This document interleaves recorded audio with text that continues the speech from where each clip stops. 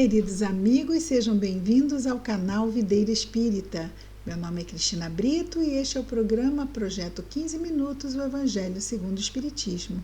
Aqui diariamente estudamos a terceira obra básica da doutrina espírita, codificada por Allan Kardec, o Evangelho segundo o Espiritismo. Atualmente estamos no capítulo 14, entramos aqui no Honrai vosso Pai e vossa mãe. Honrai a vosso pai e a vossa mãe. Vimos ontem o item 1 e 2, que é vamos dizer assim, um versículo que é tirado de 3 evangelistas. Vós sabeis os mandamentos: não cometereis adultério, não matareis, não furtareis, não prestareis falsos testemunhos, não fareis mal a ninguém, honrai vosso pai e vossa mãe. E no item 2, Kardec nos traz um dos 10 mandamentos que diz: honrai a vosso pai e a vossa mãe, a fim de viverdes longo tempo sobre a terra que o Senhor vosso Deus vos dará. O item 3 vai nos falar sobre piedade filial. Mas antes de entrarmos no item 3, nós vamos trazer hoje uma história. Né? Vamos ver juntos uma história. Nós adoramos histórias, né? Não sei quanto a vocês, mas nós adoramos. Encontros e Desencontros é o livro. O autor, Richard Simonetti. 50 anos dedicados. Quantos e quantos livros, quantas histórias maravilhosas. Já retornou à pátria espiritual o nosso companheiro Richard Simonetti. Esse livro é publicado pelo SEAC, Centro Espírita Amor e Caridade. Foi publicado em 1998. E nós temos, então, na página 105, uma história que tem o título de Uma Aluna Mais Adiantada. E não é sobre sala de aula a história. Não é. Vai nos contar a história de Lana, filha da Dona Lourdes, e de Heloísa, e de sua mãe também.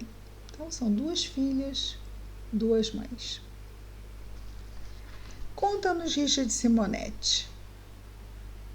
Lana aborrecia-se com a sua mãe. Dona Lourdes estava com 75 anos, tomada de achaques e impertinências. Semi-inválida, com dificuldades para cuidar-se, precisava de muita paciência e atenção por parte da filha. O marido e os filhos de Lana sugeriam, não raro, que seria melhor internar a Dona Lourdes num abrigo para idosos, mas ela se recusava a admitir tal solução. Espírita, tinha consciência de seus deveres filiais.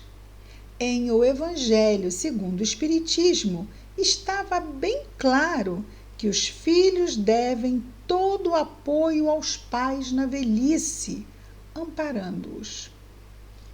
Lia sempre, no capítulo 14, o comentário de Allan Kardec, o exato capítulo, não é, que estamos vendo. Honrar a seu pai e a sua mãe não consiste apenas em respeitá-los. E esse é exatamente o trecho do item 3. Honrar a seu pai e a sua mãe não consiste apenas em respeitá-los, é também assisti-los na necessidade, é proporcionar-lhes repouso na velhice, é cercá-los de cuidados, como eles fizeram conosco na infância. Impressionava a firmeza do codificador de que tudo que os filhos fizessem por seus pais seria apenas o juro do que receberam, né? Juros, dividendos, juros, rendimentos. do que receberam, o pagamento de uma dívida de gratidão, ou seja, jamais vamos pagar o integral.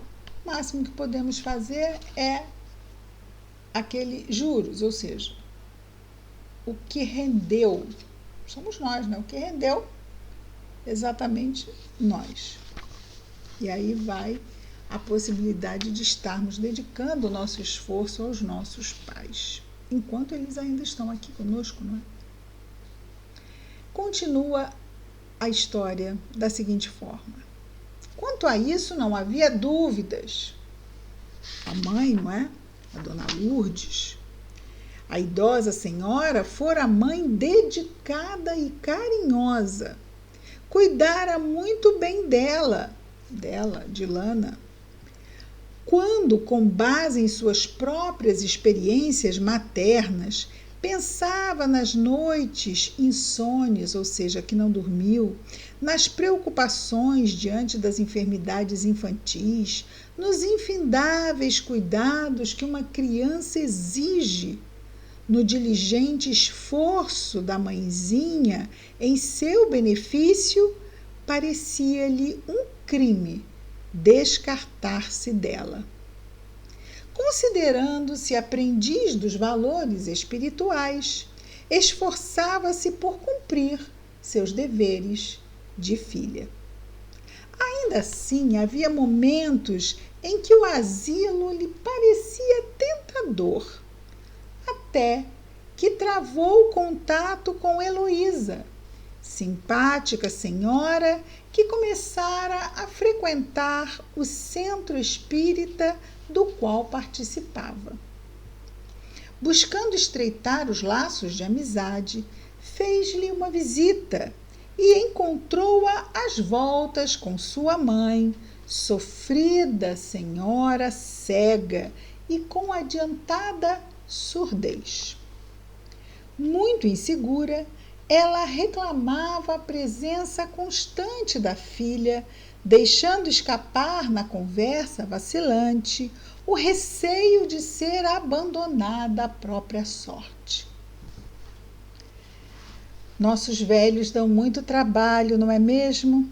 Comentou quando se viu a sós com a dona da casa, ou seja, Lana dizendo para Heloísa: nossos velhos dão muito trabalho, não é mesmo? É sim, respondeu Heloísa sorrindo. A velhice impõe imensas limitações. O idoso retorna, de certa forma, à idade infantil, em sofrida dependência. Confesso, diz Lana, que a paciência não é o meu forte. Só fico com a mamãe porque o Espiritismo ensina que tenho essa responsabilidade. Ela cuidou de mim durante muitos anos. Foi com seu apoio constante, mesmo depois do meu casamento. Ela foi o apoio constante. Deu muito carinho aos meus filhos. E Heloísa respondeu: realmente, somos grandes devedoras de nossas mães, pelo simples fato de nos terem posto no mundo, sujeitando-se a 9 meses de gestação, e as dores do parto merecem todo o nosso respeito e solicitude. Você tem irmãos? Pergunta Lana. Somos 8, responde Heloísa. Meu Deus, quanta gente! Rodeada de filhos, ainda assim sua mãe tem receio de ser abandonada? É o seu maior temor. Apavora-se ao pensar nisso. Há algum fundamento? Talvez seja porque nos deixou a todos. Deixou? Alguns meses após o falecimento de meu pai, ela se envolveu com um homem, apaixonando-se perdidamente. Dispôs-se a viver a seu lado e, porque não aceitasse os filhos, partiu sozinha. Abandonou os 8 filhos? Sim. E como vocês ficaram? Meu irmão mais velho, com 17 anos, e eu com 16, assumimos os encargos da família. O mais novo tinha 2 anos. Foram tempos difíceis. Cheguei a trabalhar como serviçal doméstica, mas com a graça de Deus, aos poucos melhoramos nossa situação. Hoje estamos relativamente bem, todos casados. E ficaram muito tempo sem contato com a sua mãe? Vários anos. Como a encontraram? Foi há 2 anos atrás. Ela estava já cega e alquebrada. Então vejamos que ela também tinha cegueira, porque ela tinha surdez, que foi dito antes, adiantada surdez, e agora também descobrimos que a sua mãezinha estava cega. Ela já estava cega e alquebrada. Seu companheiro doente com câncer no estômago morreu pouco depois. Entendo agora os temores da sua mãe. Imagina que façam com ela o que ela fez com vocês. A pobrezinha está debilitada, dependente. É natural que tenha receios. Temos procurado demonstrar-lhe que não há razão para isso. Lana sentia-se perplexa. Apesar de tudo que o Espiritismo ensinou-me, não sei se teria disposição para assumir uma mãe que houvesse abandonado a família por um pilantra qualquer. Bem, eu não entendo muito de doutrina espírita. Sou apenas uma iniciante. Guio-me pelo coração e dentro dele não há espaço para rancores contra a mamãe. Meus irmãos compartilham do mesmo sentimento. Ela sofreu muito. Foi judiada pelo homem que escolheu. Encaro sua deserção como uma espécie de doença moral. Ela precisa de mim. Lana despediu-se e retornou ao seu lar, admitindo que a amiga estava bem mais adiantada do que ela no aprendizado espiritual. Ao final de cada capítulo do livro Encontros e Desencontros, Richard Simonetti coloca um trecho que nos remete a Jesus, e aqui ele coloca: Jesus ensinava que quando cumprimos nossos deveres, não passamos de servos inúteis que apenas fizeram o que foi determinado. Ou seja, uma boa mãe tem no filho aquele que assume o dever de cuidar dela. Assim ocorre com os valores do bem, que ensaiamos para praticar porque aprendemos que assim deve ser feito no cumprimento da vontade de Deus. Felizes os que fazem, não porque devam exercitar a bondade, mas porque são espontaneamente bons. Então, para alunos mais adiantados, lições mais difíceis. Lana tinha um desafio, e que bom que ela tinha a doutrina espírita e a proximidade com o Evangelho para conter seus impulsos de abandonar a mãe, de colocá-la num asilo. Mas, e aqui estamos colocando separado, não é? Nós estamos dizendo que colocar num asilo é abandonar, mas muitas vezes é sim. Tem muitos filhos que lá colocam seus pais e não voltam para visitá-los. É muito triste a situação de vários idosos.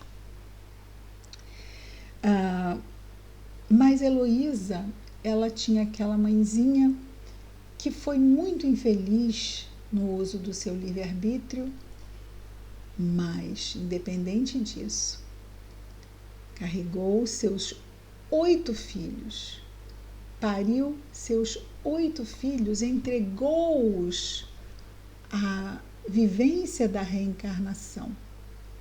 E todos eles souberam, com a graça de Deus, reconhecer os benefícios que receberam desta mãezinha. Quem vai julgar? Só há um juiz e é Deus. Não somos nós, não é?